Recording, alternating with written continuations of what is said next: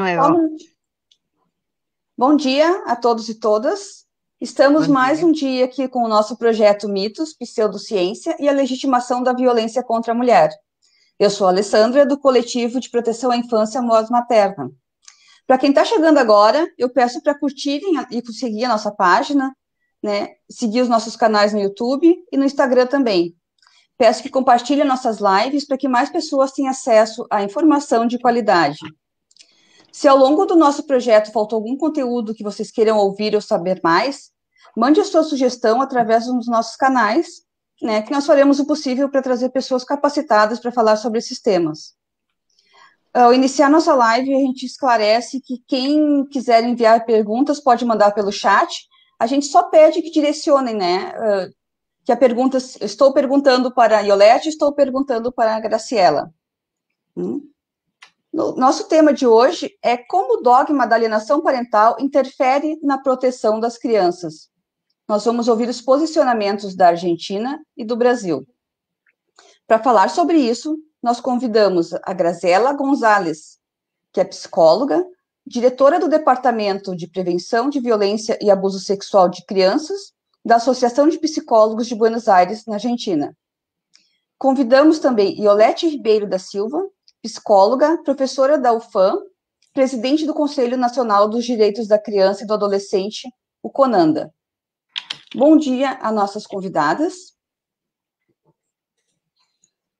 Nós iríamos iniciar com a Graciela, mas eu acho que ela caiu, então eu vou pedir para a gente não poder aproveitar melhor o nosso tempo. Seja bem-vinda, Iolete, e pode começar com a sua apresentação. É um prazer enorme recebê-la aqui, vocês que têm sido muito parceiro em todas as nossas demandas, né, na proteção da criança. E, voltou a Graciela. Bom dia, buenos dias, Graciela. Buenos días, se me cortó de nuevo. No sé, que hay problemas tecnológicos. Não tem problema. Bom dia, seja muito bem-vinda ao Buen día, Coletivo Voz igualmente. Materna. Gracias por la invitación. Estamos abrindo, então, o espaço. Pode começar a sua apresentação e muito obrigada por estar conosco. Gracias a ustedes. Bueno, nosotros, como yo soy psicóloga, dirijo un departamento en la Asociación de Psicólogos de Buenos Aires. Nosotros nos dedicamos en mi departamento a prevenir la violencia hacia las mujeres y el abuso sexual a los niños y niñas. Todo eso lo hemos aprendido sobre la marcha. No hay un currículum específico en las universidades para estudiar estos temas. Los casos cada vez van llegando más y aquí tenemos una ley que se llama de educación sexual integral que se da en las escuelas, donde se enseña a los niños a cuidarse del abuso sexual, a que nadie debe golpearlos ni tocarlos, etc. Entonces, debido a eso, hubo cada vez más denuncias de abuso sexual. Apenas empezó, el abuso sexual, ustedes saben que hay en todos los sectores sociales. Cuando se empezó a denunciar a sectores sociales altos, ellos contrataron abogados que los protegieron de todo eso y empezaron a invocar el SAP. Nosotros decimos el inexistente SAP. Y hemos hecho en la Asociación de Psicólogos un manifiesto, un documento que dice que el SAP no existe, que no se puede usar, que es antiético y tampoco se puede usar ningún concepto que lo reemplace. ¿Se entiende así? ¿Me podés? Hola.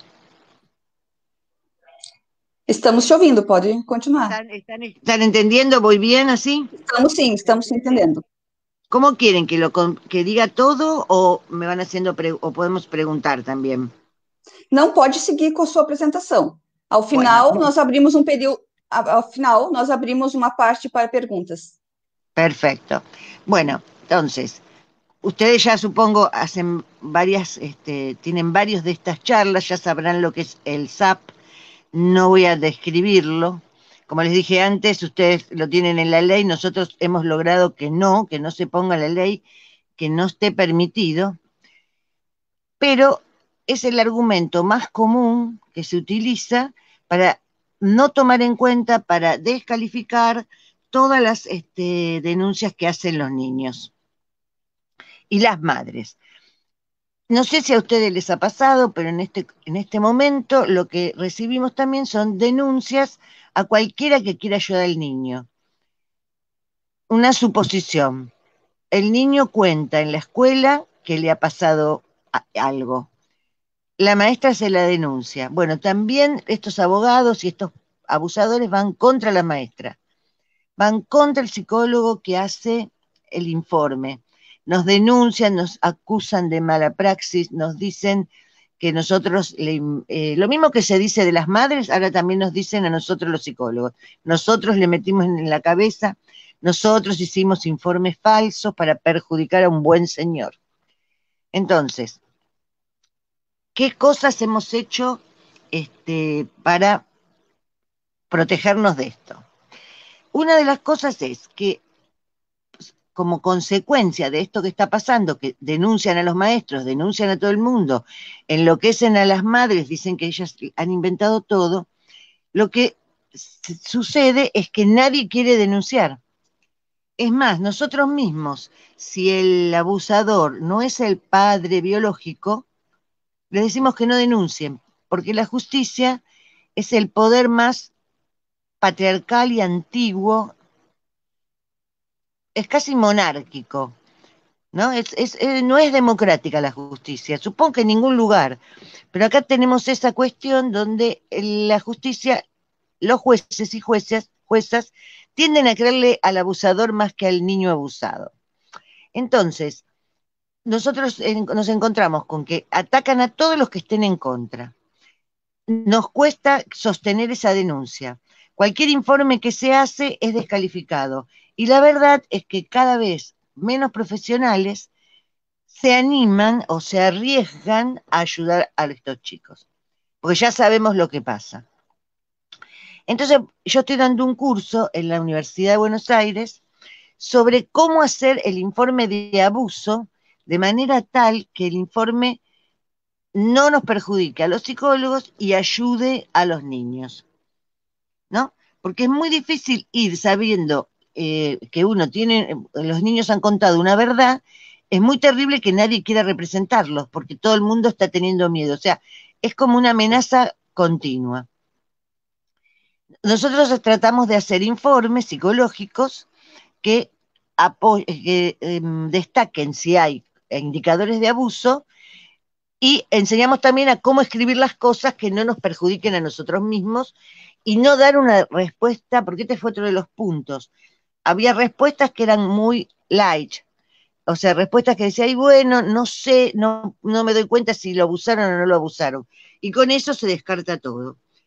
Lo que yo dije antes respecto a no denunciar si no es el padre biológico, es como algo que no está bien, porque es obligatorio denunciar, pero como la justicia está tan en contra de las madres protectoras, acá les decimos las madres protectoras, es como que de alguna forma está bueno reservar esos casos para cuando no hay más remedio.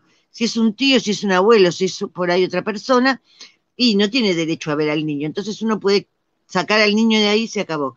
Cuando es el padre biológico, tiene derecho a ver al niño. Entonces hay que demostrar que lo abusó. Entonces, una de las cosas que vimos al principio, cuando no teníamos esto tan claro, fue que empezaron a querer reemplazar la palabra síndrome de alienación parental por co-construcción, otras palabras, otros conceptos que son lo mismo, pero que le cambian el nombre, porque aprendieron que no podían decir síndrome de alienación parental porque había un movimiento muy grande en contra. Entonces, por eso cuando hicimos nuestro documento, pusimos que era antiético usar el SAP como cualquier otro concepto que lo quisiera reemplazar. En Argentina, esto no sé si ustedes tienen, uno de los primeros movimientos que hicieron los padres abusadores es declarar una ley penal, no ya de familia, una ley penal de impedimento de contacto. Entonces, una madre que no permitía que el chico se fuera con su papá, porque ella sabía, el chico había comentado que fue abusado, le hacían inmediatamente una ley penal, la denunciaban por impedimento de contacto y le daban severas penas y podían llevarse al niño por la fuerza pública, por la policía. Entonces, esas madres han tenido una disyuntiva terrible porque si protegían al niño, podían ir presas y el niño en la casa del abusador. Entonces, esa ley de impedimento de contacto no pudimos derogarla, todavía está vigente y es una de las primeras reacciones que tuvieron los abusadores para castigar a la mujer. Ahora bien, cuando nosotros hablamos del SAP, eso implicaba también un tratamiento. Hay psicólogos que están a favor del SAP y hacían tratamientos que se llaman terapia de la amenaza, donde trataban de cambiarle la cabeza al chico y decirle que el abuso no había sucedido. Esto ahora también está bastante acotado y derivado de esto surgieron las revinculaciones. No sé cómo lo llaman en Brasil o si existe esa figura. O sea, cuando en el juicio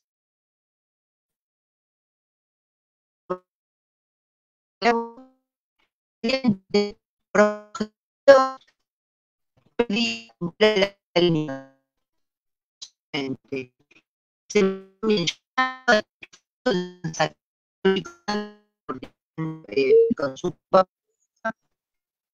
y da estas órdenes de vinculación.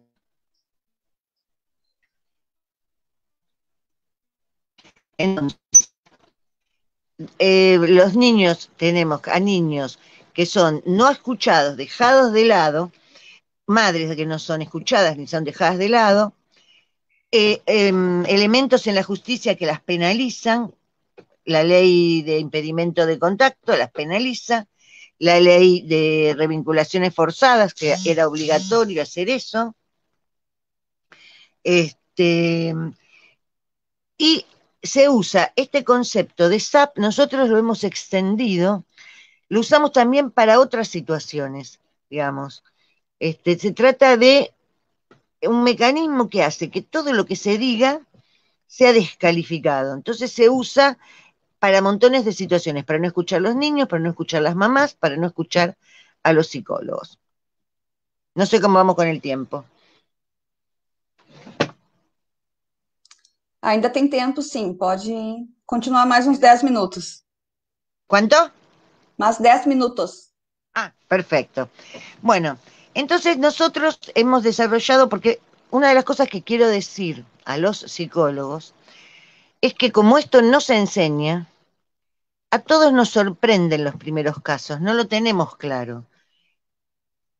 Yo creo que hay que prepararse, hay que escuchar, hay que extender estas charlas, porque apenas un psicólogo con la mejor intención trata un caso de abuso, el abuso se confirma en el psicodiagnóstico, en el informe, en las entrevistas al niño, es atacado, es denunciado y eso le quita las ganas. O sea que cada vez hay menos profesionales que estén dispuestos a atender estos casos. Por eso digo que el síndrome de alienación parental afecta desde las madres, los niños y ahora también a los profesionales que están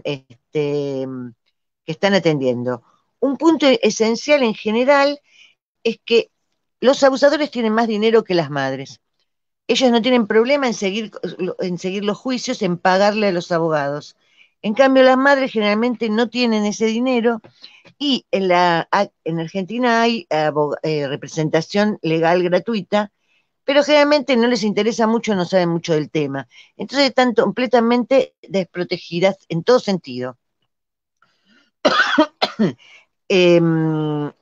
Entonces, una de las cosas que nosotros sugerimos es que se formen con gente que esté al tanto de este tema, que sepan cómo hacer un informe, de que de alguna forma hay que hacer un informe que favorezca tanto al niño como que no ponga en peligro la causa ni al psicólogo que lo está haciendo. Y nosotros lo que notamos acá y por lo cual estamos trabajando más es en esta cuestión de que el SAP se extiende a todo, que utilizan este mecanismo para descalificar todos los trabajos y seguir con su impunidad. Aquí se hizo una película, un hombre abusador que estaba condenado, hicieron una película que se llamó Borrando a Papá, donde, por supuesto, hablaba de que ellos eran unos hombres que les habían quitado sus hijos injustamente y tuvieron el coraje de convocar a varios psicólogos y psicólogas que se dedican a atender niños abusados, los engañaron y salieron en un documental haciendo recortados y haciéndoles decir otra cosa. O sea, usaron una película no solo para exponer su punto de vista, sino para descalificar a unos psicólogos bastante conocidos que estaban luchando contra esto. Los ataques son tan grandes a todos que hay páginas en Facebook que se llaman Psicólogos que deshonran la profesión, y ahí nombran gente que lo único que hace es hacer informes a favor de los niños, y estos grupos de hombres abusadores los descalifican en Facebook y en Instagram. Entonces nosotros decimos esto, no sé cómo ustedes lo pueden manejar, siendo que es legal, que se acepta por ley.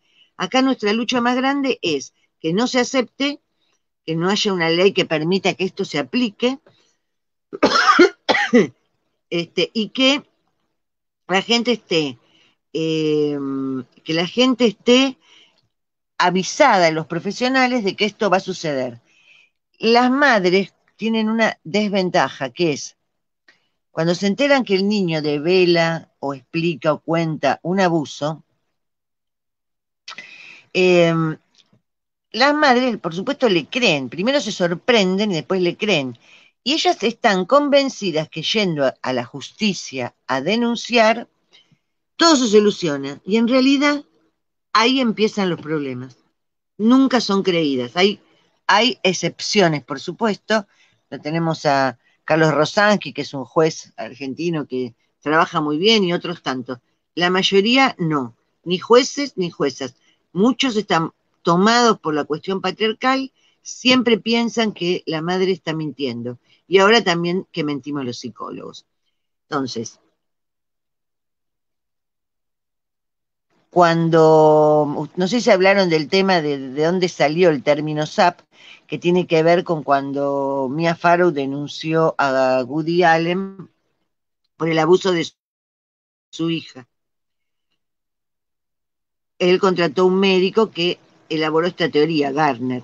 Ahora bien, fíjense lo poderoso que es la teoría, que la hija de Woody Allen, que tiene más de 20 años, debe tener 25, ella dice que lo que pasó es cierto y todavía no le creen, es una adulta y todavía no le creen que su madre la manipuló. Eso pasa en todos los casos. Es muy raro que de entrada les crean. Y es más, hay gente que hace campañas en contra de los profesionales, de las madres, de los psicólogos que atienden los chicos. Por eso digo que nuestro punto ahora es, trabajamos en contra de las revinculaciones forzadas, denunciando lugares donde hacen revinculaciones forzadas y le dicen a los niños básicamente, papá no te pudo hacer eso, y trabajamos para mostrar que el síndrome de alienación parental se nos aplica a todos y en todas las circunstancias.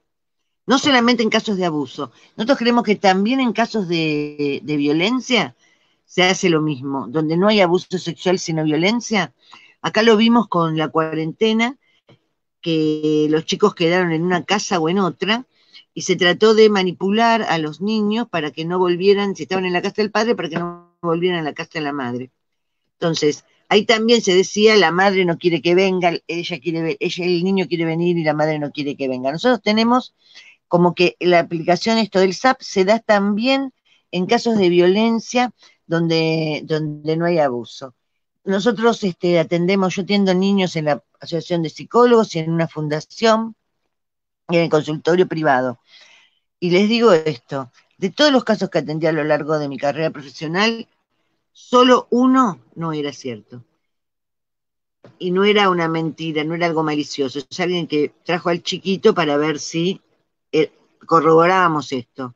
No, no era cierto. El resto de los casos son todos ciertos. Los niños no inventan, los niños no pueden contar cosas que no vivieron y es como que lo que pensamos es que ahora no es que hay más casos, sino que se dicen más.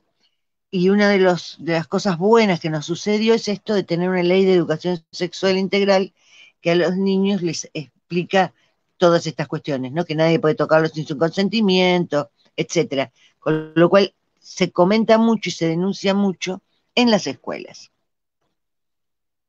Bueno, ahora me tomo un minuto. ¿Cómo estás? Muito obrigada, muito gusto. Que tal, Alessandra? Obrigada. No Brasil, nós estamos com um movimento para derrubar a lei da alienação parental, né? Este não é um entendimento nosso, nós do coletivo trabalhamos junto com outras entidades, com o CLADEM, com o coletivo Mães na Luta, com a ONG Vozes de Anjo, né? Estamos há anos pesquisando nessa área para encontrar soluções e trazer argumentos científicos para comprovar a nocividade que essa lei tem causado nas crianças e nas mães, né, nas mulheres. A gente iniciou esse projeto e trouxe pessoas, estamos convidando pessoas de outros países onde a falsa síndrome da alienação parental tem sido um problema, para trazer o entendimento de que é um consenso que esse termo, esse dogma da alienação parental precisa ser derrubado, e vários países estão seguindo nesse mesmo movimento, né? A gente precisa trazer essas informações para convencer quem ainda não tem conhecimento sobre o que realmente acontece dentro de todo esse sistema, convencê-los da necessidade de expulsar essa terminologia do nosso ordenamento jurídico, né? E a gente deixa um apelo aqui, né? Se o mundo inteiro está se manifestando nesse sentido, né, como estariam todos errados e só no Brasil a gente estaria certo? Não entendi lo último. Repetime o final. Trazemos a questão de que se todos os outros países estão certos, se todos os outros países estão errados, e só o Brasil está certo em continuar pensando dessa forma, né? Vamos receber agora a Iolete, do Conanda, que vai nos trazer o posicionamento aqui do Brasil, né, e como estamos tratando essa questão da alienação parental e o quanto isso tem interferido na qualidade, né, do atendimento às crianças. Bem-vinda, Iolete. Agora abrimos o espaço. Tu tens de 20 a 25 minutos para falar, tá? No final, nós abrimos para perguntas e considerações finais. Seja muito bem-vinda. Obrigada. Então, olá a todos, todas que acompanham essa discussão. O CONANDA, o Conselho Nacional dos Direitos da Criança e do Adolescente, é uma instância de formulação e deliberação de políticas públicas para a infância e adolescência na esfera federal. Foi criado a partir da aprovação do Estatuto da Criança e do Adolescente. E essa temática da alienação parental, ela já foi debatida no âmbito desse conselho, e o conselho formou o entendimento de que a lei 12.318, que foi aprovada em 2010, né, aí 10 anos de vigência dessa lei, que ela é uma lei contraditória, principalmente quando a gente pensa que nós assumimos no país, a partir da Constituição Federal, que está em vigor, e a partir do próprio Estatuto da Criança e do Adolescente, o compromisso de respeitar alguns princípios, né, como a prioridade absoluta, o superior interesse da criança, a compreensão de que crianças e adolescentes estão em condição peculiar de desenvolvimento. No entanto, a gente vive no país um desafio em relação ao reconhecimento da cidadania de crianças e adolescentes. A gente convive ainda com concepções e práticas que estão relacionadas ao Código de Menores, né, a concepções completamente distintas, né, do que está na nossa legislação atual. Então, ainda prevalece essa noção de propriedade do mundo adulto, né, como se a criança fosse propriedade do mundo adulto. E, por isso, nós temos vários desafios em relação à promoção do protagonismo e da emancipação de crianças e adolescentes. Porque a gente não pode olhar para a criança e adolescente como alguém que será um cidadão, né? Mas como alguém que é no presente, no momento atual, e que, por isso, precisa ter direito a ter voz, a ter a sua cidadania promovida e respeitada, né? Então, ao discutir a lei da alienação parental, o Conanda questiona o seu teor, né, entendendo que ela confronta com previsões do Estatuto da Criança e do Adolescente, inclusive concorda com os juristas que apontam a inconstitucionalidade dessa lei, porque ela desconsidera vários aspectos que a gente destaca como importantes para esse reconhecimento da cidadania de crianças e adolescentes, né? É preciso entender que as relações de poder das instituições que desenvolvem atividades voltadas para crianças e adolescentes, que devem ter o compromisso da proteção integral, precisam reformular o tratamento que é dado a crianças e adolescentes, né? A gente não pode continuar evocando o melhor interesse da criança para sustentar ações que justamente calam as crianças, que não reconhece, né, a sua cidadania, que não reconhece o compromisso, né, de construção de uma escuta que seja respeitosa, acolhedora, que reconheça a dignidade de crianças e adolescentes, né? Então, isso ainda se constitui como um desafio a superar no nosso país. E ao avaliar a lei, a gente identifica uma lei que tramitou em caráter de urgência, né, que foi aprovada com ausência de debates, né, inclusive do próprio Conanda, não foi envolvido ou convidado para audiência pública, então não participou dessa discussão, assim como outros movimentos da infância, conselhos profissionais, também não tiveram espaço nesse debate. Quem foi ouvido, né, e teve voz foram aqueles grupos que eram favoráveis ao teor do projeto de lei à época, né? Então, essa aprovação em modo célere já indica, né, um problema na construção dessa lei, né, um problema no sentido de uma ausência de debate participativo e democrático, né? Na época em que a lei estava tramitando, o Conselho Federal de Psicologia se manifestou, apontando algumas incongruências daquele texto, né, em especial problematizando os possíveis efeitos da lei no sentido de acirrar disputas, de ampliar a judicialização, e isso não protege criança, né? Isso não é uma medida eficaz para proteger os direitos ou para promover os direitos de crianças e adolescentes, né?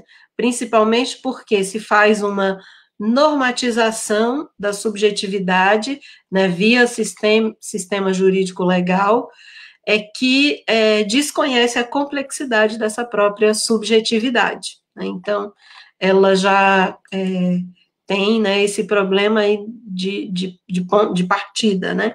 Além disso, para corrigir a alienação, a lei aliena, né, ela vai afastar, ela vai penalizar, né, e aí, pelo histórico dos processos, a gente sabe que isso atinge muito mais as mulheres, né, essa penalização produzida pela lei, do que os homens, né. A gente entende que a polarização, ela não ajuda no debate, né, mas é importante, é essencial que se reconheça as questões de gênero presentes na aplicação dessa lei e que produzem esses efeitos danosos, né, em especial para as crianças e para os adolescentes, né.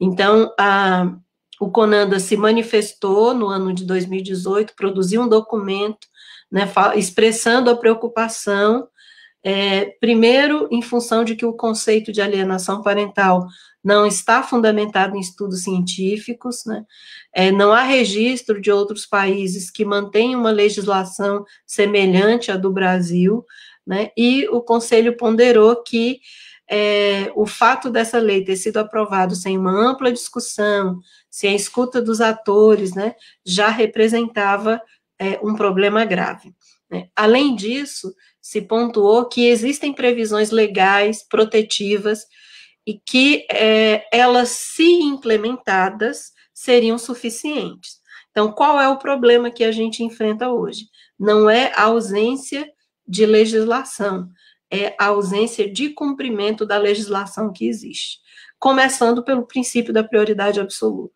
né? Muitas vezes, quando a gente faz a discussão da alienação parental, vem o tema da violência sexual, e uma questão que acontece, né, com esse mecanismo de judicialização é exatamente a desresponsabilização do Estado em relação à implementação de políticas, e aí a gente, né, destaca as políticas de enfrentamento à violência sexual, porque nas últimas discussões, né, que eu participei na Câmara e no Senado, em especial no último debate que eu participei no Senado, na Comissão de Direitos Humanos, a lógica dos senadores ali presentes era que a lei da alienação parental, ela punia abusadores, né? Só que essa é uma avaliação equivocada. Primeiro que o enfrentamento à violência sexual no país, ele não vai conseguir ser efetivado a partir de uma lei, e de uma lei como a lei da alienação parental.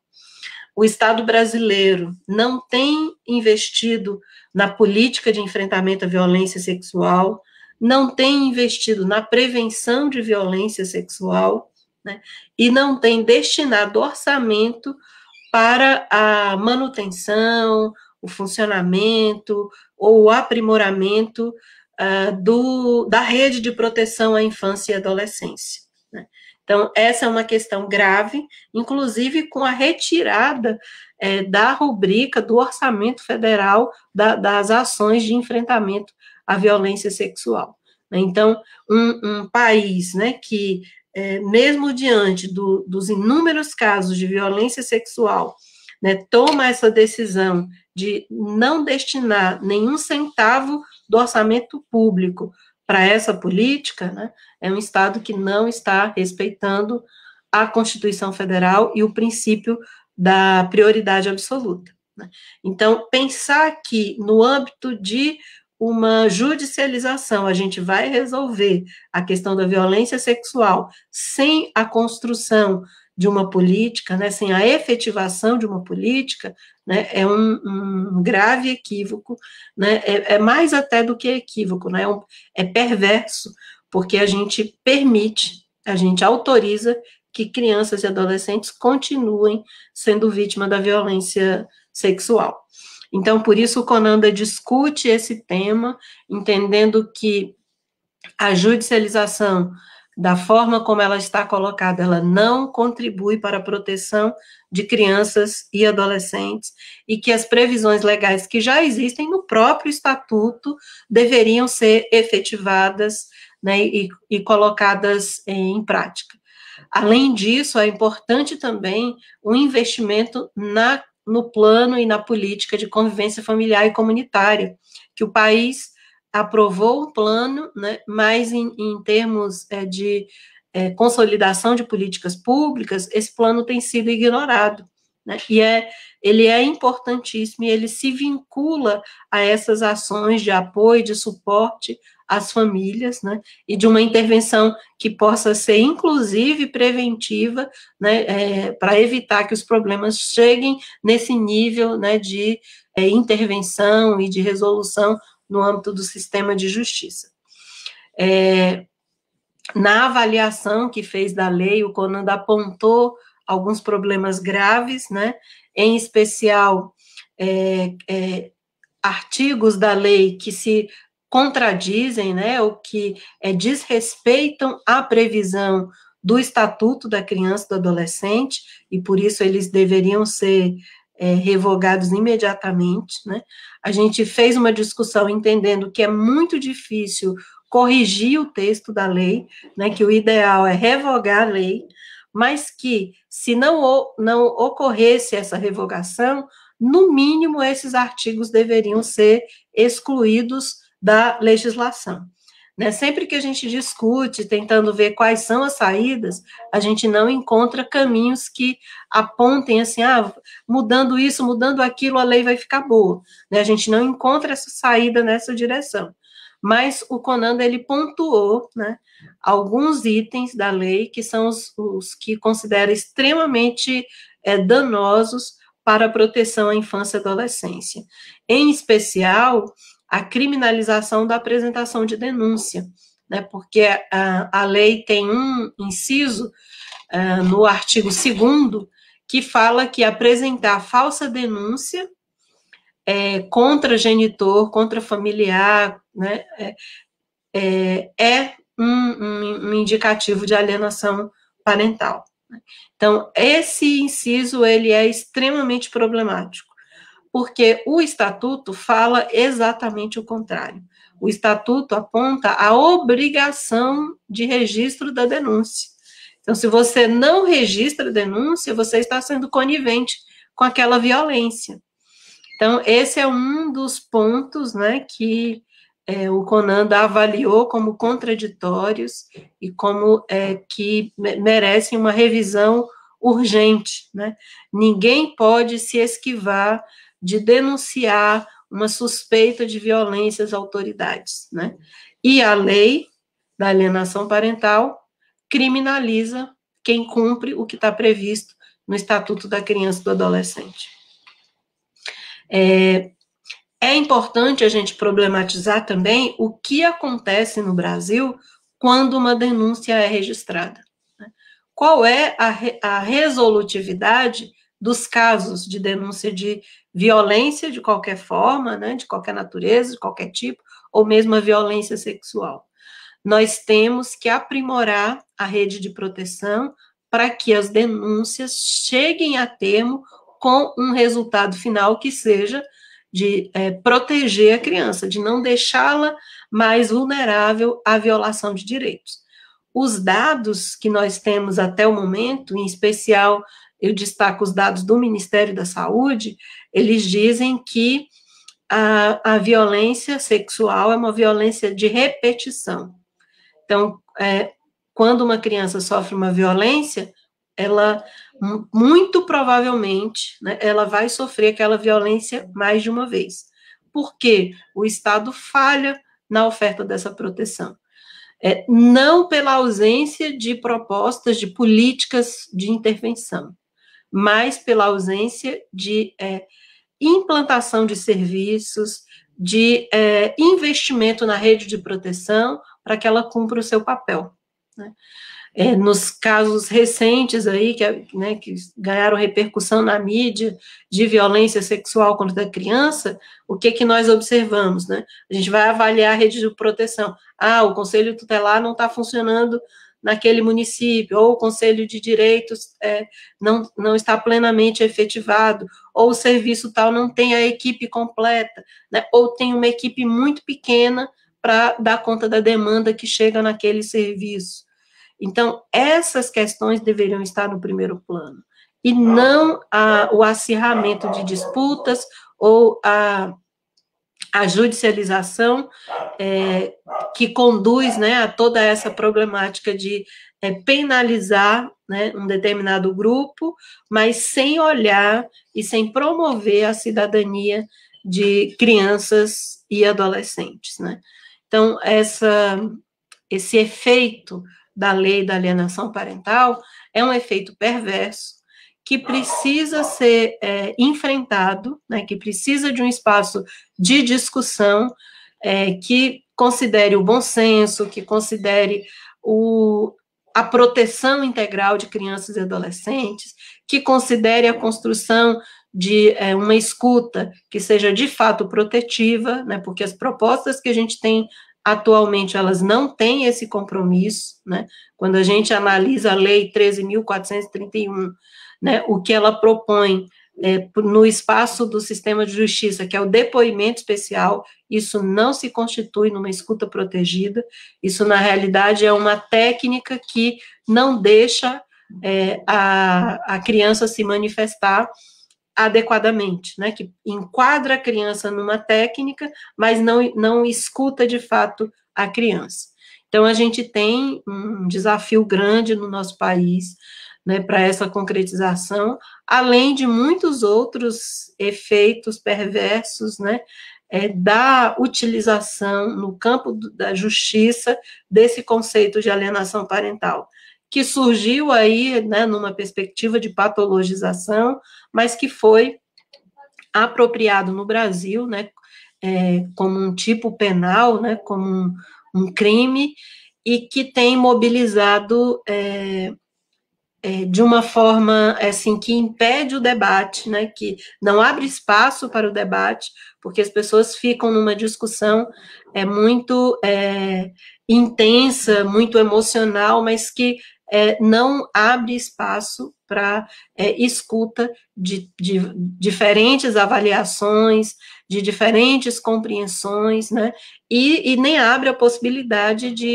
para se encontrar uma alternativa, né? Em especial porque há uma negação do reconhecimento das questões de gênero que atravessam a aplicação da lei e que acabam penalizando muito mais as mulheres e, consequentemente, as crianças e adolescentes, né? Então, é preciso, né, que haja um compromisso maior, tanto do sistema de justiça, né, para repensar o modelo de resolução dos conflitos familiares, né, quanto um investimento, né, uma responsabilização do Estado em relação ao investimento no funcionamento da rede de proteção, para que a proteção de fato aconteça, né, para que a gente tenha aquela segurança de foi registrada a denúncia, vai haver uma apuração, vai haver uma mobilização da rede de proteção para o acolhimento, para o cuidado, para o acompanhamento de longo prazo das pessoas envolvidas nessas situações, né? Então, em função de toda essa avaliação, né, o CONANDA, ele se posicionou dizendo que, né, o ideal é a revogação da lei, mas que se ela não for revogada, ela precisa urgentemente mudar esses itens, né, que, além de penalizar quem denuncia, ainda tem o efeito de alterar a guarda, né, fazer a inversão da guarda e alienar, porque ela vai afastar, né, de um dos genitores a criança naquela circunstância. E se nessas situações, né, há uma denúncia de violência, essa denúncia precisa ser apurada com celeridade e com uma garantia de uma efetividade maior nesse processo. E isso não tem acontecido. A sociedade brasileira precisa, além de se indignar, né, quando há repercussão de notícias de violência sexual contra crianças e adolescentes, ou de outras violências, né, tem que cobrar do Estado. A sociedade tem que também se sentir corresponsável por mudar essa realidade no nosso país, porque a nossa inércia, né, significa que há uma autorização da sociedade para que esses crimes continuem acontecendo, né? Alguns repercutem na mídia, mas são inúmeras crianças e adolescentes que todos os dias sofrem violência sexual no Brasil. E para esse enfrentamento, a gente precisa fazer educação sexual na escola, né? Discutir esses temas de sexualidade e gênero na escola, para que desde cedo as crianças aprendam a identificar o que é abuso, o que não é abuso, para saber que podem pedir ajuda. A população, e aí a gente deve pensar, inclusive, em crianças e adolescentes, deve ter acesso à informação qualificada, fundamentada cientificamente, sobre essas violações de direitos, né? Nós precisamos produzir materiais com uma linguagem apropriada para crianças e adolescentes, materiais educativos, pedagógicos.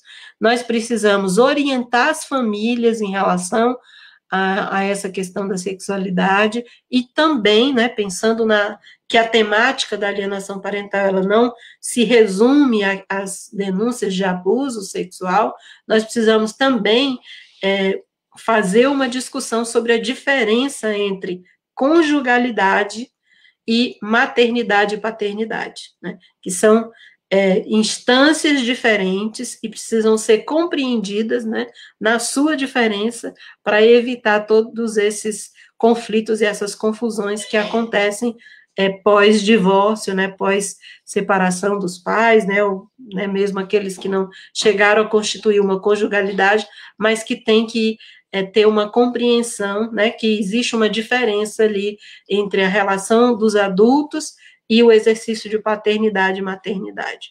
Então, são debates, né, que têm tido pouco espaço na nossa sociedade, e eles precisam acontecer, mas acontecer com essa natureza, né, de participação, de um debate democrático, de debate de fato, né, no que essa palavra significa, porque o que a gente tem tido são disputas que se colocam como polarizadas e que essa polarização, inclusive, é uma estratégia de desqualificação dos discursos e que ela não ajuda a avançar, né? Então, por isso eu acho muito importante que existam espaços, né, como o que a gente tem agora, nesse dia aqui, nessa live, para falar sobre esse assunto. Nós precisamos debater isso com a sociedade de maneira geral.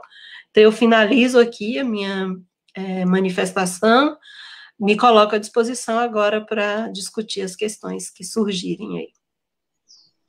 Obrigada, Iolete, obrigada pela tua presença e por trazer esses entendimentos, né, esse posicionamento, né, que nos ajuda muito na nossa luta, né, no nosso trabalho de divulgar esclarecimentos, informações sobre como está sendo usada a lei da alienação parental aqui no Brasil.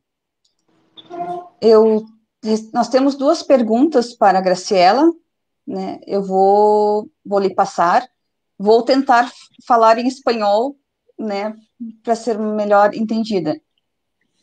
Sobre o documento elaborado por la Asociación de Psicólogos, ¿ha ayudado esta posición en la validación de los testimonios de los niños? Ha ayudado.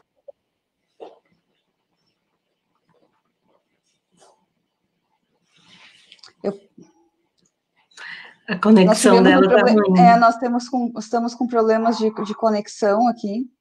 ¿Me ven? Ah, sí, voltó. Bueno, ahí volví.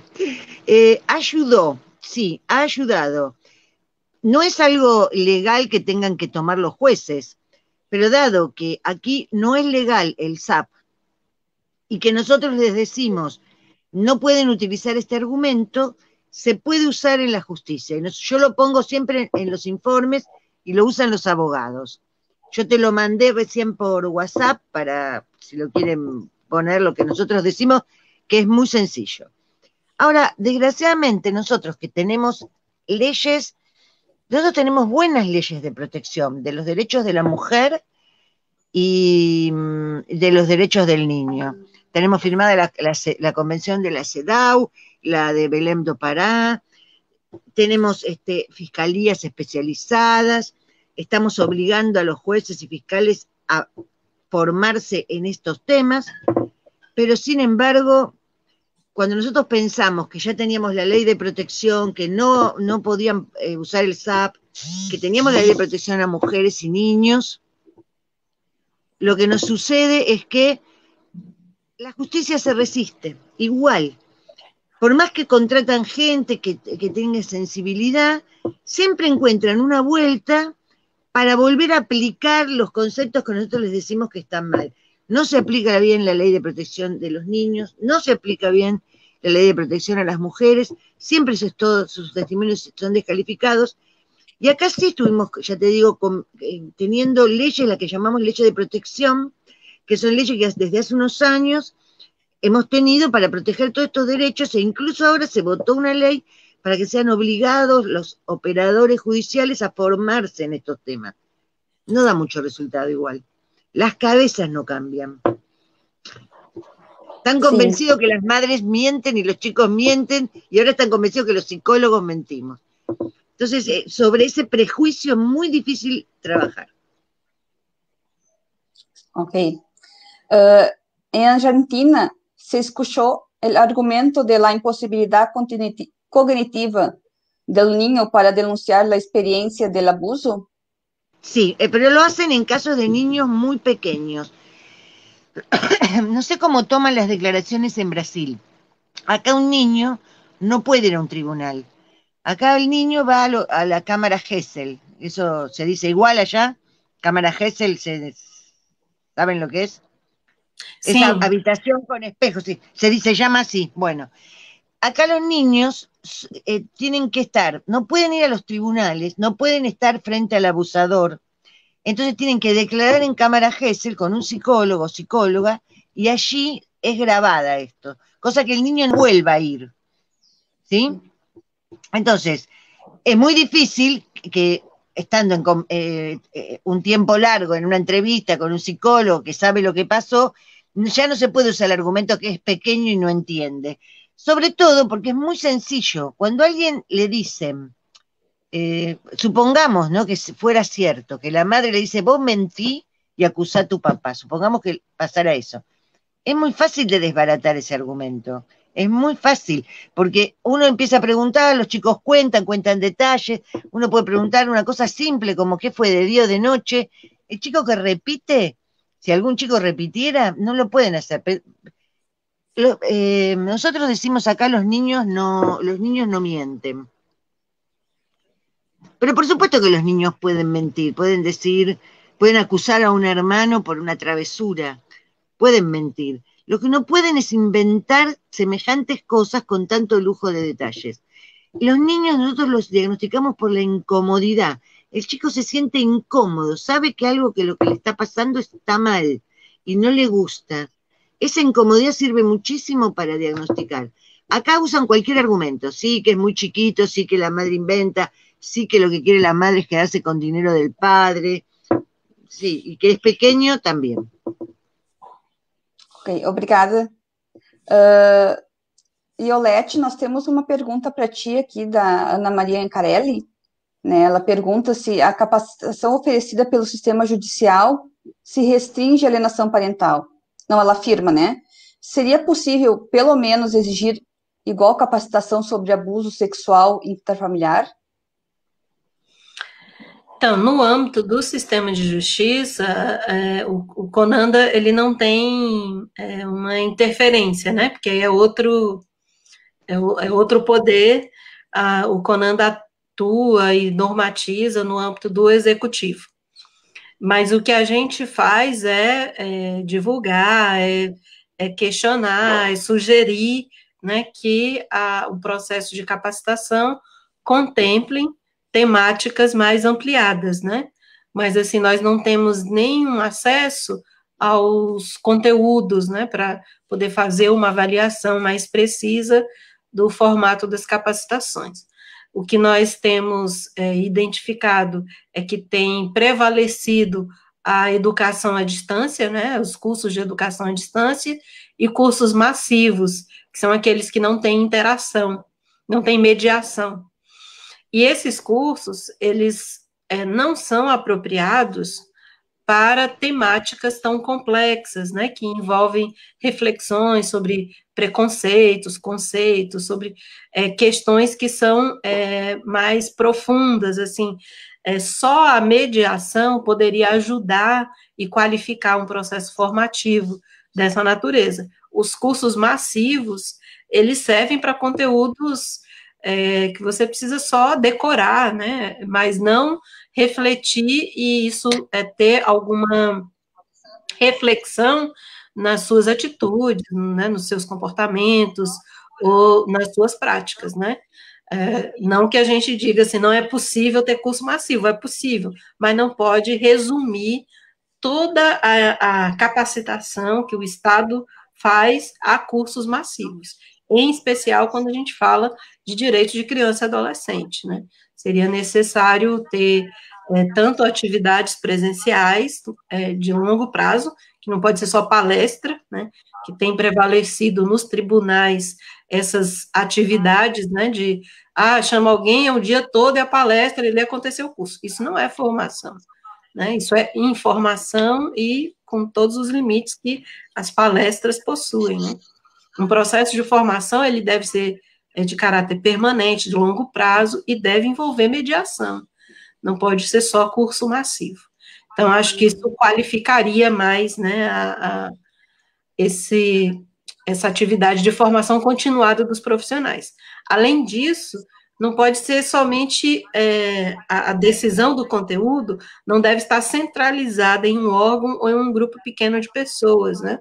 Por exemplo, no âmbito das escolas de conselho, que são as escolas de formação para conselheiros tutelares, conselheiros de direitos, foi constituído um comitê gestor, tem todo um debate com pessoas das universidades que estudam o assunto, com os próprios usuários dos serviços, para pensar o conteúdo. Então, essas formações, elas também deveriam ter esse momento, né, de construção da proposta pedagógica de forma mais participativa, para qualificar, né, porque senão a gente fica só nos números, né? Sim, exatamente. Doutora Graciela, é com tristeza que eu lhe informo que aqui no Brasil as crianças passam por acariação com seus agressores nas salas de audiência. A lei de escuta protegida não tem funcionado, né? E definitivamente não se está priorizando as crianças, né? Não se defende. A lei da alienação parental traz a violação de mais de 50 direitos humanos e artigos de lei, né, garantidos no Estatuto da Criança e nos direitos de proteção à mulher, né? E tudo isso tem sido ignorado. Então, eu acredito que com essa nosso debate, com esse nosso trabalho conjunto de todas as entidades do nosso país, né, e da Argentina também, dos outros países que têm colaborado, nós realmente consigamos, em algum tempo, retirar esse pensamento, retirar essa falácia da alienação parental aqui do Brasil.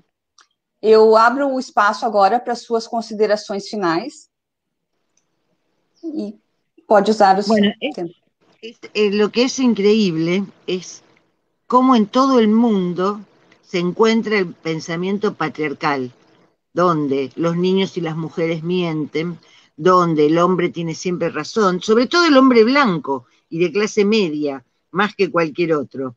Porque nosotros empezamos a tener problemas en la justicia cuando los más pudientes fueron acusados de abuso. Ahí contrataron abogados que elaboraron todas estas estrategias. Nosotros en realidad estamos bien con respecto a las leyes que tenemos y deberíamos estar totalmente protegidos, pero las leyes dependen de quién las aplica. Entonces, si no se cambia la cabeza del magistrado, la cabeza del juez, de la jueza, no vamos a tener nunca esto. No vamos a poder. Entonces, bueno, el trabajo es ese. Yo ofrezco, si les interesa, el documento y que la Asociación de Psicólogos apoye especialmente, la Asociación de Psicólogos de Buenos Aires, apoye especialmente el trabajo de ustedes. Yo sé que también Sonia Vaccaro, que es la que me hizo conocerlas, ella trabaja el mismo tema en España, ahí tampoco en cierta medida las leyes de España también son buenas, pero a pesar de eso se siguen provocando estos casos. Hay chicos muertos en España, más que acá, chicos muertos porque los llevó un violento y los devolvió muertos. Acá hay, pero menos en Argentina. Entonces, lo que nosotros pensamos es que necesitamos muchos años de feminismo para cambiar la ideología patriarcal. Ese es el fondo. Porque por más que nosotros mismos tenemos las leyes, no bastan. No basta. Se sigue usando el mecanismo por cualquier camino, poniéndole otro nombre, pero se sigue mandando a chicos obligadamente a ver a los padres, a los abusadores. No basta eso. Lo que hay que trabajar es mucho para poder cambiar esa mentalidad. Que cuando un chico dice algo, se le crea de entrada. ¿Sí? Obrigada. Aqui no Brasil, eles não fazem questão nenhuma de esconder que um dos objetivos da Lei da Alienação Parental seria interferir no uso da Lei Maria da Penha, que é uma lei de proteção das mulheres, né? Uhum. E tu falaste num ponto muito importante, que é mudar a cabeça, o entendimento dos juízes. Um dos doutores que... Não entendi o final. Mudar o entendimento dos juízes. Né? Sim. Nós recebemos o doutor Romano algumas semanas atrás, e ele falou exatamente isso, que não precisa usar a lei da alienação parental, porque se for por procurar na lei, ela é por si só inconstitucional. Né? Então, realmente é esse caminho que a gente tem que buscar, né, da informação e do entendimento. Iolete, eu vou abrir agora para tuas considerações finais, né? Então, é muito bom ouvir a Graziella. Não pude ouvir, Iolete. Se me desconectou. Que pena. Acho que a gente tem que fazer um grande esforço e uma mobilização conjunta para a superação das opressões de gênero no âmbito da justiça. Essa é uma questão importante, tanto em relação a essas questões da alienação parental, mas também em relação à violência contra a mulher, né? Essa reprodução do patriarcado e do machismo tem legitimado violência contra a mulher e mulheres de todos os grupos etários, né? Avaliando os dados do Disque 100, a gente observa que as meninas e as adolescentes, né, elas sofrem violência ao longo de toda a vida. Quando a gente avalia, porque meninos também sofrem violência, mas quando a gente avalia o período etário, quanto mais velhos eles vão ficando, né, quanto mais vai aumentando a idade, vai diminuindo a violência, em função dos efeitos do machismo e do patriarcado, que coloca a mulher o tempo inteiro, né, em todas as idades, como vítima da violência. E a gente só conseguirá superar essa situação fazendo uma análise crítica, assumindo uma postura crítica em relação a essa reprodução do patriarcado e do machismo. E o nosso país é extremamente machista e justifica, né, continua justificando a violência contra as mulheres de todas as idades, e aí incluindo a infância e a adolescência. Há poucos dias a gente teve a divulgação do mapa da violência, que mais uma vez confirma isso, como tem aumentado os crimes contra mulheres e como a questão de gênero interfere, e de cor, né? Também tem aí o recorte de raça, que também é importante que a gente incorpore nesse debate, né? Mas o enfrentamento ao machismo deve ser uma diretriz para todas as políticas públicas, para a gente avançar no enfrentamento. Com certeza. Eu quero agradecer e parabenizar, né, as falas da Iolete e da Graziella, né, agradecer por ter atendido o nosso convite para estar aqui hoje e fazer parte desse projeto, que tem atingido, chegado a muitas pessoas, né, e mudado o pensamento de alguns, né, e é isso o nosso propósito com esse projeto.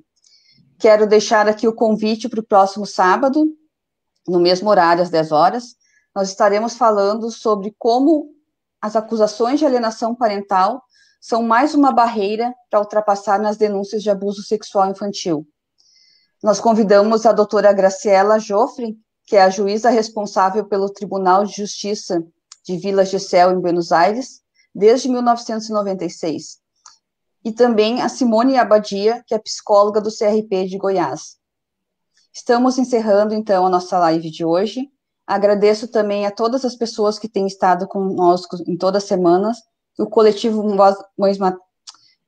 Mães na Luta, né, que participa junto desse projeto, a ONG Vozes de Anjo. Mais uma vez, né, agradeço e estendo meu carinho a nossas convidadas, e até o próximo sábado. Obrigada. Hasta luego, gracias a ti. Obrigado. Obrigado.